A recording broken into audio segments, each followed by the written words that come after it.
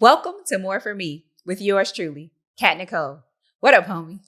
What's going on? Welcome back to the studio. If this is your first time joining us here, thank you for stopping by. If this is not your first time, we already welcomed you back. Welcome back. Either way, it's an honor and a privilege to have you join me here in the studio. You know what? The episodes are flowing in.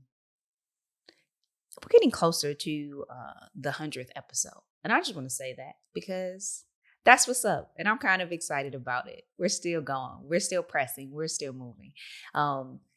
It doesn't matter how long you have been trucking along with me and my homies here on this good homieship. I'm appreciative that you make the time to come kick it, whether you're listening on the podcast or you check it out on YouTube. Thank you so much. Just say thank you, right? You think about it, like you get to the 100th episode, you expect me to have some words. But even in advance of what seems to be a great milestone to celebrate, I do want to acknowledge you. I see you, I hear you, and I thank you for journeying with me on my life journey towards the destination of more that God has for me. Now that we have that out of the way, let's dig into the episode for the week, guys.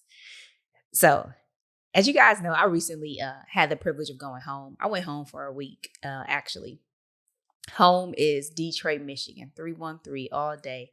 Go ahead and throw that mid up there. Boom. Where can you find us? In the D. It was great to go home. One of the things I heard a couple times when I was at home is, you don't come home often. You don't come home often.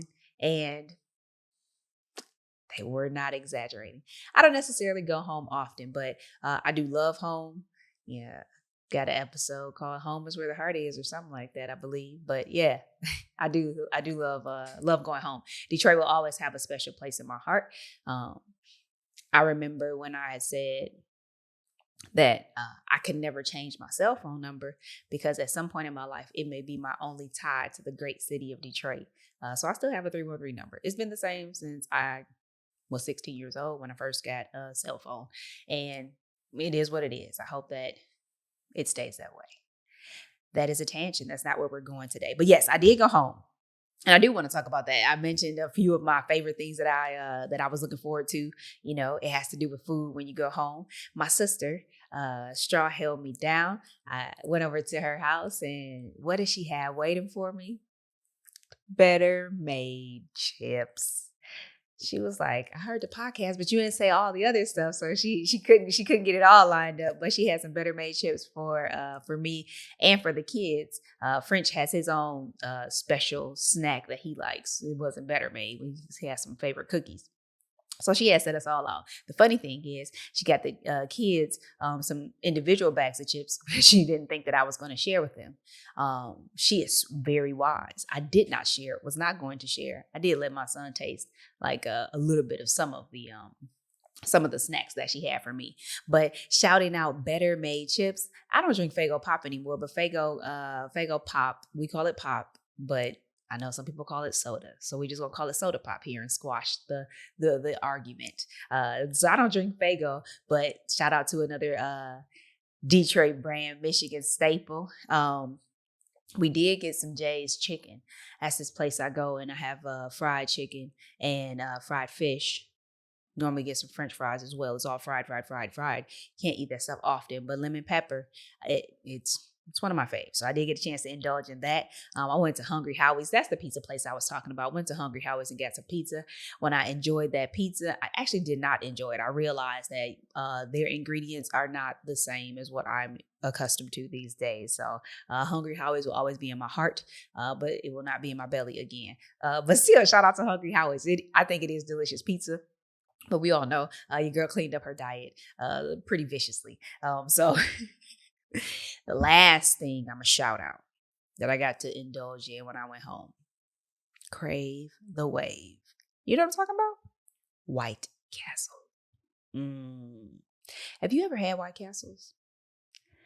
They have these sliders. They don't even call them burgers. They're sliders. But I really, really look forward to having White Castles when I go home. And I did 3 times. They have some new burger that they charge you more for, the 1921. no offense, is not delicious. So I had to stick to those original boys. It's not good for you. Most food that you can eat outside of your home where you cook it is not good for you. So there's no judgment. It's all bad. But we did enjoy it. And my kids actually was like, hey, let's go get some White Castle. So that's how we ended up going there so many times. It was delicious. Great to be home. Shout out to all those places. I don't go home often. So if I didn't see you, you didn't know I was there. It happens, No love lost. I was there to be with my family, the extended family especially. But I do want to spend some time today talking about family.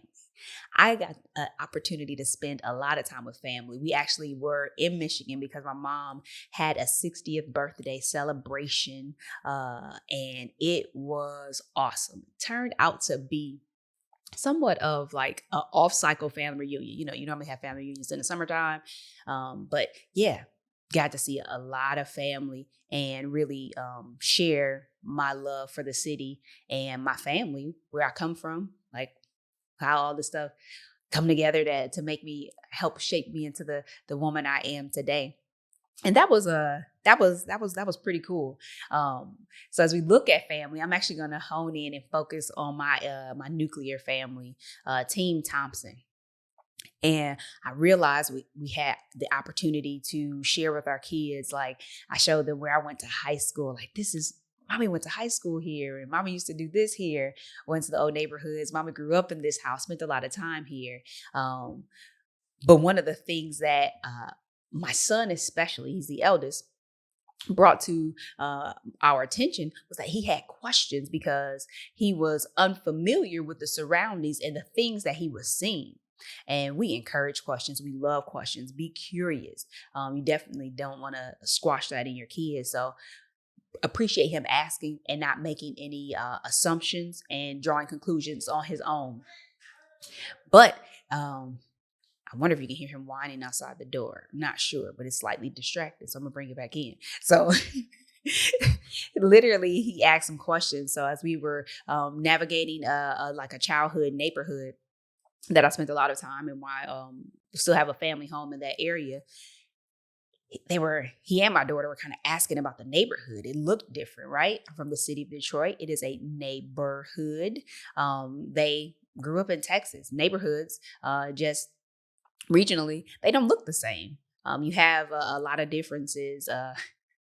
For one, they have real grass in Michigan, like it's soft, and Texas just specializes in Bermuda grass, which is real hard and I'm allergic to. But there are a lot of things that visually that they can see that were different, and being able to explore that and realizing like some of the houses, even the styles of the homes. It's like, what is this? We've had certain type of single family homes that we've lived in. And we've also lived in a lot of newer neighborhoods in terms of like newly constructed neighborhoods that are like baby neighborhoods and growing and maturing and developing. But like explaining to my son the concept of a 2-family flat, like there's a family up, there's a family down, and there's a shared space in the basement. Like, what does this mean? And really allowing for his mind to process it, because it's something new that he had never seen before. And I thought this was really cool for them to be able to learn these type of things about Michigan, about Detroit, about where I grew up and where I came from. But even beyond what they were able to learn and observe and see on their own, I myself realized on this trip that there were things that I really don't have knowledge of, but for the first time, I was exposed to them as an adult in a different light, and I appreciated them greatly. So a little bit of backstory. My parents actually divorced when I was 2 years old. So to my recollection, there's no unity, there's no marriage, there's no one household. There are multiple houses that I go in between, and there's love at all of these houses. These people didn't always like or love each other, to my recollection, but where we went, there was always love. Whether it was Granny's house, Daddy's house, Mom's house, there was love there, and that's what I knew, and that's what's up. But the hotel that we stayed at while we were in Michigan, it actually happened to be the hotel that my husband and I spent our wedding night. And I didn't realize because let's be honest, I don't participate in the in the travel plans to that extent. That's all French. He holds down Team Thompson. That's his cup of tea. So I didn't realize that it was going to be that hotel. They recently converted. It's still in the same brand, the family, but it's a different type of hotel. But it's literally the same place. It was a Ritz-Carlton, and now it's the Henry, which is a part of the Autograph collection, still in the Marriott family. But I was like, yo, walking in, French is like, yep, this is it. He confirmed it because he had told me that he was suspecting that was the case as we were like on the plane. So as we were walking in, to be able to share and tell our kids, like, this is where mommy and daddy, this is the hotel mommy and daddy spent our wedding night, like almost 12 years ago now. And it was really cool to share. Now, it may not seem like a major thing, but again, from my upbringing, there's not really a big marriage idea. Even with my grandmother, my grandfather had passed away when I was very young. So she was a widow.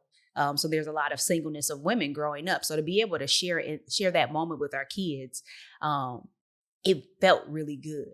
And as we kind of traversed that entire week together as a family and goes to these different places.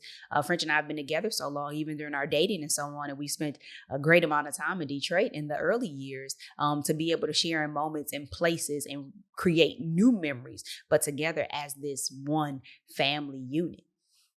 And the reason why I wanted to share this today is because there are 5 areas of stewardship that I believe in, and my company, Steward Little, focuses on. That's faith, family, fitness, finances, and friendships.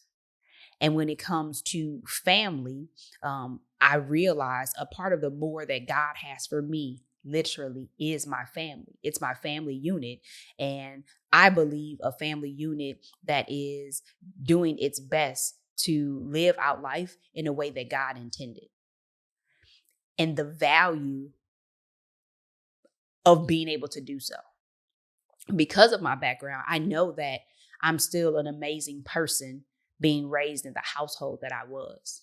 I was still surrounded by love, but I also understand that there's more in doing life the way that God intended. And I was able to really see that, appreciate it, and enjoy it. Really enjoy it. And I would even say take advantage of it, right? Not roll over those moments like, we are where we are.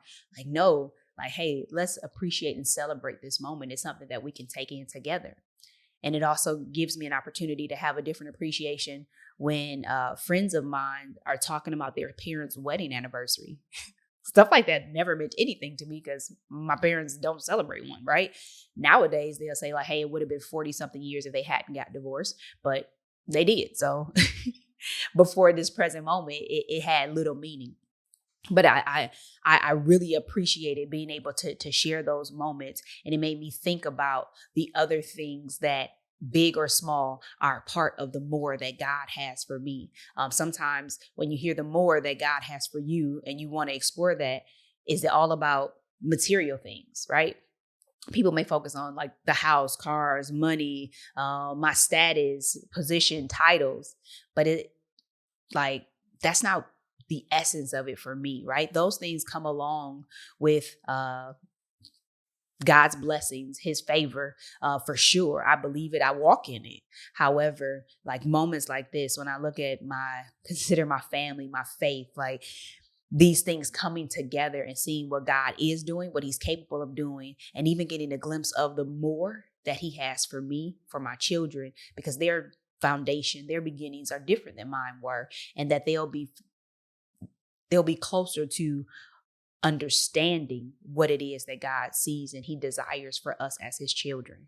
And that was just a beautiful moment in my week and in my evolution and understanding of who I am and the things that God has blessed me with. And I want to share that with you so that you can understand that when we talk about journeying towards the more, that it's the little things that are actually really big things, that they matter and they have value. And as you seek to understand what the more is that God has for you, I hope that you look to all those levels, right? All 5 areas: faith, family, fitness, your finances, and your friendships, and see life holistically, that in every aspect of your life, that God really has more for you. And that we should make the time, be intentional about stopping and celebrating the more that's in our hands right now, the more that's in our present, that we can enjoy those moments and not just try to speed ahead to the next rest stop or the next level of more that we anticipate, but that we actually enjoy the more that's in our present. And I thank God that I was able to do that. So thanks for tuning in this week. Continue to journey towards the destination of more that God has for you. Because I believe it. I know it. And I pray that you do as well, that God really has more for you. So until next week, we'll meet right here. Same mode, same time, same place. Remember, God has more for me and God has more for you. Now let's get it. Take care.